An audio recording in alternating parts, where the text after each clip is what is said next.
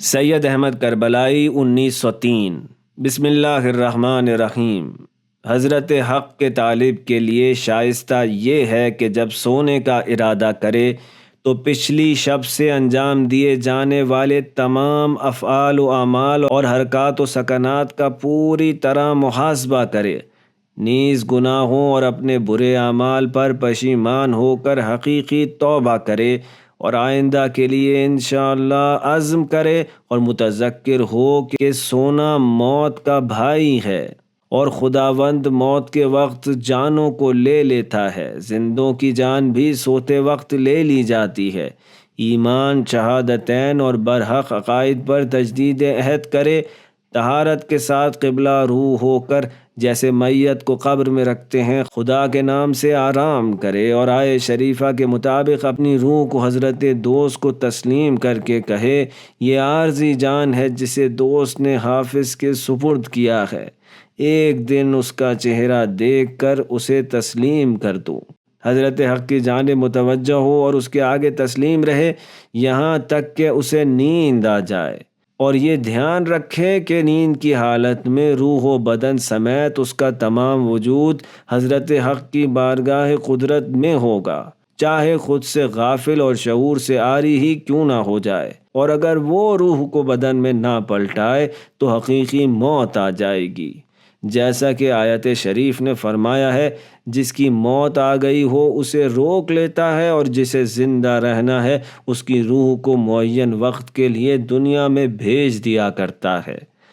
کتنے ہی لوگ ایسے ہیں جو سوئے لیکن بیدار نہیں ہوئے اور روز قیامت تک سر نہیں اٹھایا، بس دنیا میں دوبارہ واپسی کی امید نہ رکھے مگر حضرت حق کے جدید فضل و کرم کی بنیاد پر کہ اس کی روح بدن میں پلٹا دی گئی، پس زبان حال و قال سے کہے، پروردگار مجھے پلٹا دے، شاید اس مہلت میں وہ نیک کام انجام دوں جو مجھ سے ترک ہو گئے۔ لہٰذا نیند سے بیدار ہوتے ہی سب سے پہلے روح دوبارہ مل جانے کی نعمت کو یاد کرے کہ یہ حضرت حق سے نئی زندگی نصیب ہونے کے مترادف ہے، جیسا کہ فرمایا گیا اس نعمت پر حمد و شکر بجا لائے اور حضرت پیغمبر کے فرمان کے مطابق اس نعمت پر سجدہ شکر کرے۔ یہ یاد رکھے کہ ہزاروں نے اس سے یہ درخواست کی لیکن سوائے نہیں، یہ صرف کہنے کی بات ہے اور کوئی جواب اس سے نہیں سنا۔ حضرت حق کی جانب سے اس پر مرحمت کی انتہا ہوئی ہے کہ اس کی درخواست قبول کر کے دوبارہ اسے دنیا میں بھیج دیا گیا ہے۔ اس نئی زندگی کو غنیمت سمجھے اور پوری قوت اس پر لگا دے کہ انشاءاللہ نفع بخش تجارت کر کے اگلی دفعہ جب اس سفر پر روانہ ہو تو حیات ابدی اس کے لیے مفید ثابت ہو۔ حضرت حق کے طالب سے یہ بات پوشیدہ نہیں رہنی چاہیے کہ حضرت حق کے علاوہ تمام اشیاء و موجودات فنا و زوال سے دوچار ہیں، لہٰذا انہیں طلب کرنا شائستہ نہیں ہے۔ سوائے حضرت حق کے ہر موجود ممکن الوجود ہونے کی بنا پر نافع و مفید نہیں ہے، اس کے سوا کسی کو بھی فرض کر لیا جائے کیونکہ ممکن ہے، لہٰذا ہر پہلو سے حضرت کا محتاج ہے اور اس اللہ کے قبضہ قدرت میں ہے،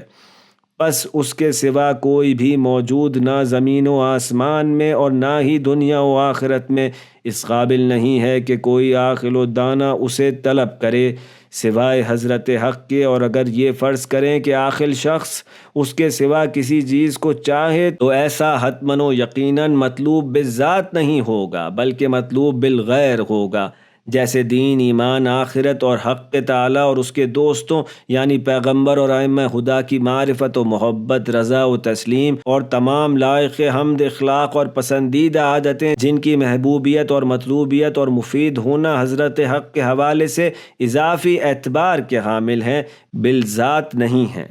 لہٰذا عقل مند کے لیے شائستہ یہ ہے کہ غیر از خدا تمام اشیاء طلب کرنے سے صرف نظر کرے اور اللہ کے قول کے مطابق طلب کو صرف اسی میں منحصر کرے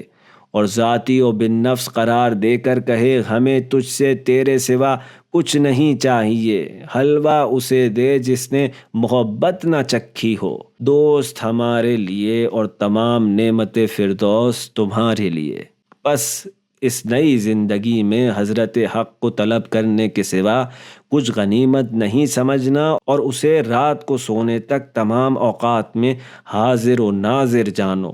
اس بیان سے معلوم ہوا کہ انتہا درجے کی برائیاں اس شخص کے لیے ہیں جس نے اپنی تمام ہمت شکم، بطن، فرج وغیرہ کی شہوت، لذت اور معاشی امور پر متمرکز کر رکھی ہے، لہٰذا شائستہ یہ ہے کہ وہ ان امور کو فوراً ترک کر دے اور ان کی جانب ہرگز ملتفت نہ ہو، اور اگر نفس کی کمزوری کی بنیاد پر ان امور پر توجہ ہو جائے تو چونکہ سوائے حضرت حق کے کسی اور کے بس میں کچھ نہیں ہے، بس اپنے امور کو حضرت حق کے سپرد اور اس کے آگے تسلیم کر دے۔ چونکہ جد و جہد سے فائدہ نہیں ہوتا ہے، اپنی مصلحتیں کردگار کے حوالے کر دینی چاہیے۔ بندے کے لیے بندگی ہے اور رزق و روزی اور دیگر مصلحتیں اس کے آقا کے ذمے ہیں، اور بدترین برائی یہ ہے کہ بندگی سے ہاتھ اٹھا کر وہ اپنے امور میں مشغول ہو جائے۔ بس طالب حق کے لیے لازم و واجب ہے کہ اطاعت و بندگی، اس کے حضور و دربار میں جانے کا کمال شوق و تضرع، عاجزی و گریہ زاری کے ساتھ اہتمام کرے، چونکہ حضرت حق کی توجہ قلب پر ہے، اور قلب اس کے حضور و ظہور اور جلوہ گاہ کا مقام ہے، بلکہ مظہر و مجال پر مبنی تمام موجودات میں حضرت حق کے لیے مومن کے قلب سے بڑھ کر اتم و کامل موجود نہیں ہے، کہ فرمایا میں زمین و آسمان میں نہیں سما سکتا ہوں، لیکن مومن بندے کا قلب میری گنجائش رکھتا ہے۔ آسمان بار امامت نہ اٹھا سکا، قرۂ فال مجھ دیوانے کے نام نکلا۔ ہم نے امانت آسمان و زمین کو پیش کی، لیکن ان میں اسے اٹھانے کی سکت نہیں تھی، انسان نے اس امانت کو قبول کیا۔ حضرت حق پر توجہ جسے ذکر کہا جاتا ہے، اس کے بعد طالب کا سب سے زیادہ اہتمام معرفت قلب و نفس میں ہونا چاہیے، جسے تفکر در نفس کہتے ہیں۔ من عرف نفسہ عرف ربہ، جس نے خود کو پہچانا اس نے اپنے رب کو پہچانا۔ اور اسی طرح سورہ زاریات آیت نمبر 21، اور اپنے اندر کیا نہیں دیکھتے ہو، اس کے علاوہ ہم اپنی نشانیاں آفاق اور ان کے باطن میں دکھاتے ہیں تاکہ حق ان پر واضح ہو جائے۔ لہٰذا طالب حق کے لیے دل و دلبر کے سوا کوئی کام نہیں ہے۔ ہاں، تمہید کے طور پر اس کے لیے ضروری ہے کہ رجس و نجاست جو کہ اخلاق رذیلہ کا باعث بنتے ہیں، ان سے قلب کی تطہیر و پاکیزگی اختیار کرے، بلکہ حق تعالیٰ کے ماں سوا سے اپنے دل کو مکمل طور پر خالی کر لے، جسے تخلیہ کہا جاتا ہے۔ قلب کی آرائش اور اسے صیقل کرنے کے لیے اطاعت و عبادات، نیک صفات اور اخلاق کریمہ کو اختیار کرے، تاکہ حضرت حق کے ظہور کی قابلیت پا سکے، جسے تجلیہ و تحلیہ سے تعبیر کیا جاتا ہے۔ سورہ احزاب آیت نمبر 33، اللہ کا ارادہ ہے کہ گندگی کو آپ اہل بیت سے دور رکھے اور آپ کو پاک و پاکیزہ رکھے۔ میں تم پر قربان، اگر عمل کرو تو اتنا ہی کافی ہے، اور اگر کوئی عمل کرنے والا نہ ہو،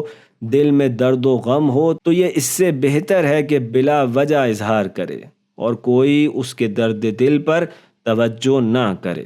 امید یہ ہے کہ آپ حبیب سے تنہائی میں درگاہ الہ کے اس روح سیاہ کو فراموش نہیں کریں گے، اور حضرت حق کے رفیع دربار میں اس روح سیاہ کے شوق کا اظہار کریں گے۔